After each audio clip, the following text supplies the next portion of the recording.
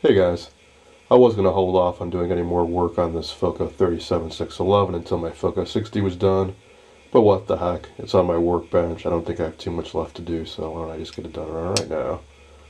Plus I'm kind of snowed in. This is the blizzard of 2011 and we've got a couple feet of snow out there.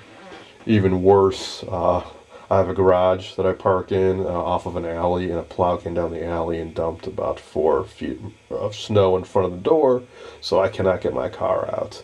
I will go out there and start tackling it, but in between rounds of doing that, I'll stay inside, get warm, and continue working on this radio. I've already gone ahead and patched up the speaker. I used some Eileen tacky glue that I picked up at Joann Fabrics. I think they also carry it at Michael's, and I think most arts and crafts stores will have this stuff. It's it retains its flexibility when it dries, and it bonds really well to paper, so works really well for repairing tears. In fact, you don't even need to use any type of patch like tissue paper or coffee filters or anything. Just mix in the glue and the water good, dip a soft brush into it, and then work it into the paper, and it will kind of work with the existing fibers and repair the tears, so that you know, what used to be a tear going right through is now nice and strong. And same on these other minor tears and holes. Next up, I'm going to see what I can do about this broken power switch. The way this works is it's a 4-position rotary switch. The first position being off.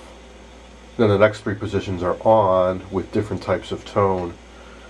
These are the AC power connections, and these are the 3 taps for various tone control components.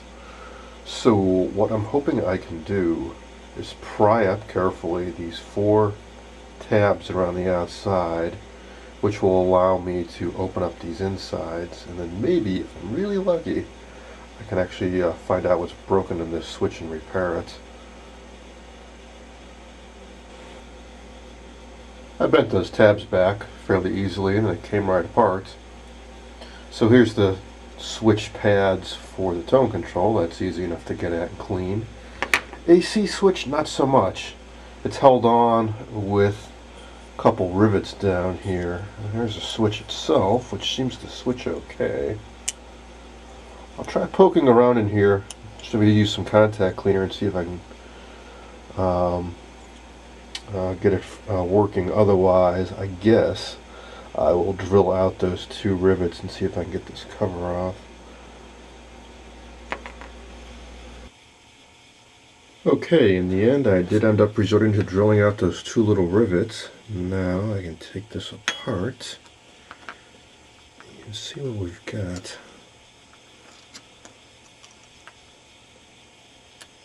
Okay, so there's the switching mechanism. And it looks like those contacts are pretty dirty.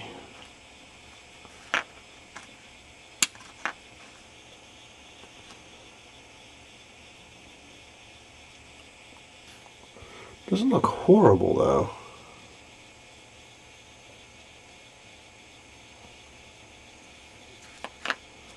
No, the ones on the bottom there, I can see some shiny metal there.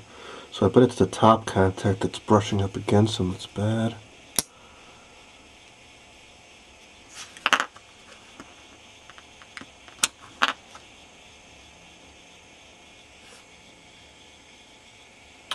So I guess I don't have any choice but to try to take this apart further.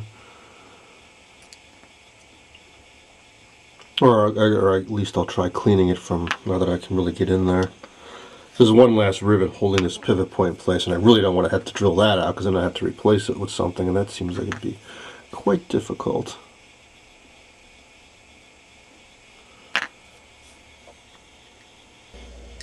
I took a toothpick and some Simichrome and I polished up the pads as best I could, and it's working better now. It's still not perfect though. So if I close the switch, see that the resistance kind of jumps up there. If I push down on it, then it'll drop down to 0 pretty much. So I'm going to keep working away at those contacts, and hopefully I can get this to start conducting a little better. I kept at it with the Simichrome and then flushed it out good with some deoxit, and it seems to be working okay now. So infinite when it's open, and when I close it, it goes down to 0, more or less.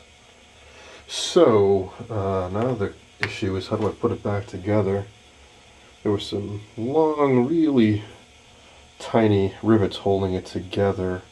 I don't have anything quite like that, and I don't really want to have to place an order just for 2 of these, so maybe I'll look for some really small screws to hold it together. Or maybe I can just hold it together by pressure, just like a little tape or something, because I really want to make sure the switch works reliably before I go to any great lengths to try to reassemble this fully. I used some electrical tape to hold the switch together, and I tacked the power connections back in. The tone connections aren't critical, so I just left those wires disconnected. And here goes. Oh, I'm going to have to put down the camera for a second while I do this, it turns out. Okay, so the switch is off now. When I turn it on, you should hear a click, and that pilot light should come on. Alright.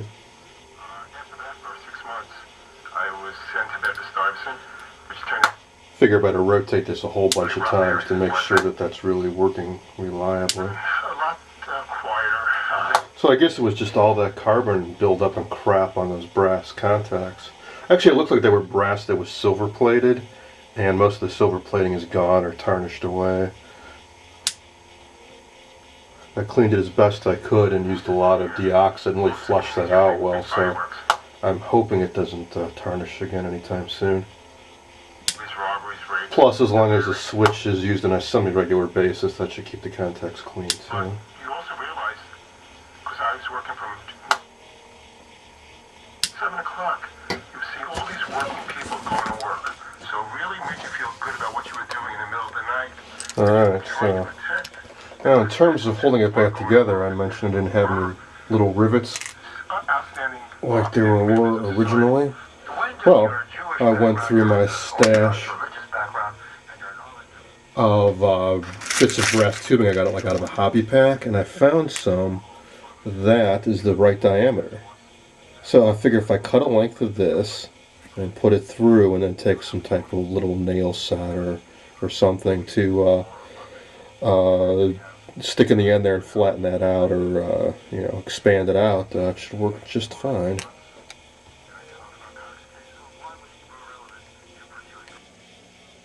I cut a couple short lengths of that brass tubing, flattened one end over, fed it through, then flattened over the other end, and seems to be holding on pretty darn well.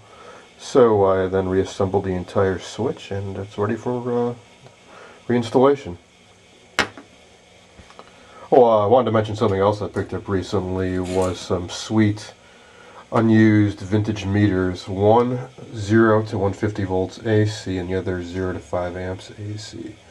So what I plan on doing one of these days, when I find an appropriate enclosure, is to take 2 of these and my dim bulb base here, and assemble this into a nicer setup here, so I can actually really monitor the volts and the current better. My Variac has a voltmeter on it, but I don't really trust it. I don't think it's that accurate, and I have no AC ammeter currently. 0 to 5 volts isn't great, because most radios, like this one, is rated at 60 watts, so it'll be half an amp. And this meter is especially bad because the 0 to 1 range is so cramped down in here that it's not going to register too much.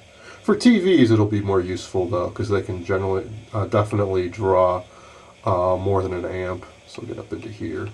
I'll keep poking around. I think ideally I'd like to get like a 0 to 2 amp or maybe 0 to 1 amp meter, and maybe have like a range switch to use this for heavier currents, and maybe the 1 or 2 amp meter for lower current monitoring. But regardless, it'll definitely be a lot better than what I've got now, which is just some random independent devices hooked up on my workbench.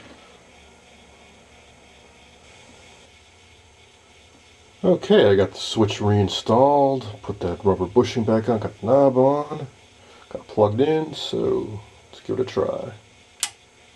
Alright. Works like a charm.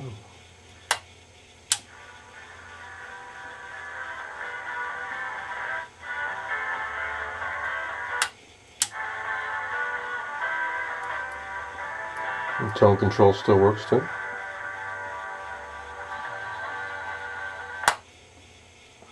Well, that's it for me tonight. I think what I'll do though is pop off all these knobs and soak them in some cleaning solution. See if all that grunge will come out.